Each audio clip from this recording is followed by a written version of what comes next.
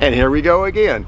This is going to be the third year in the last 4 that we've had to have the polar vortex to come down here and hit us. Kind of show you what we do, and I don't know if this video will get up in time to help you this time, but your really tropical trees like your lychee and Logan trees, they have to go in the garage.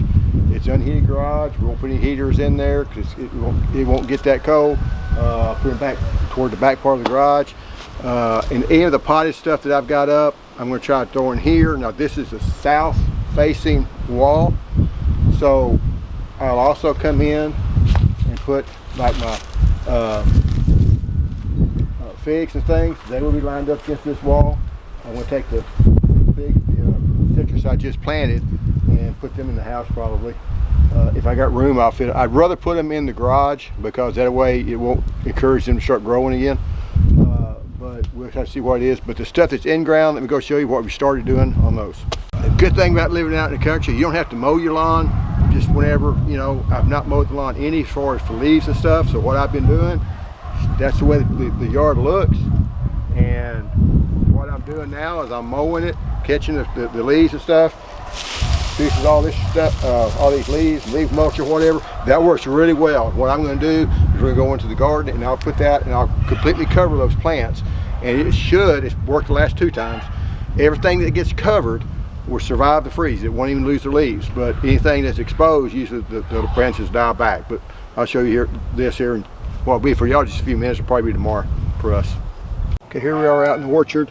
What I've done is I've taken some of the dirt and some of the stuff that was left over from last year, raked it up. One thing that you want to do is I'm raking all the way up into here where it's up into the limbs, and that's it's a volcano effect that you always tell you not to do, but you're going to wind up like a volcano.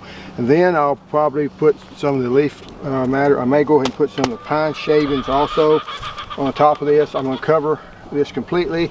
I'll take the wire here. I'll take the wire here, circle around it, and then start dumping stuff on top of it to cover it all up.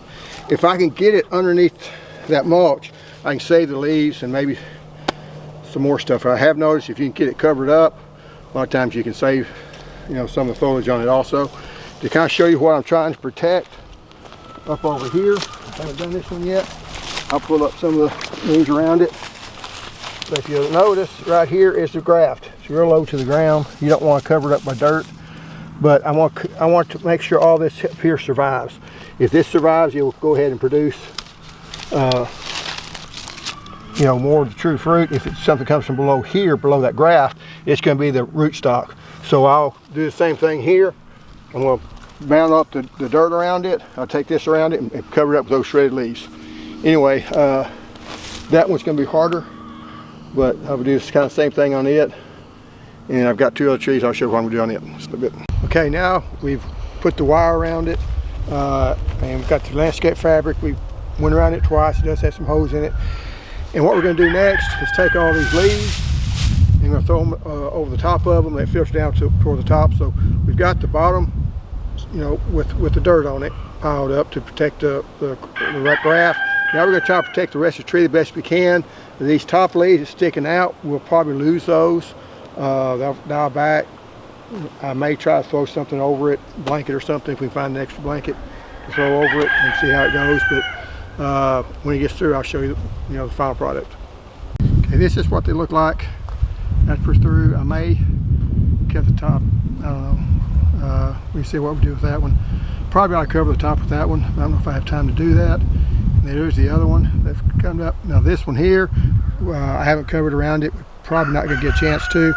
The only other one I'm going to have to still do yet is that one over there. We're just going to pile up dirt around that trunk because there's no way to try to save the whole tree. But we put up around the trunk. It's survived the other 2, so I'm hoping it's going to survive this one. But anyway, that's how I've been protecting my citrus trees. Hope it helps. Thank you.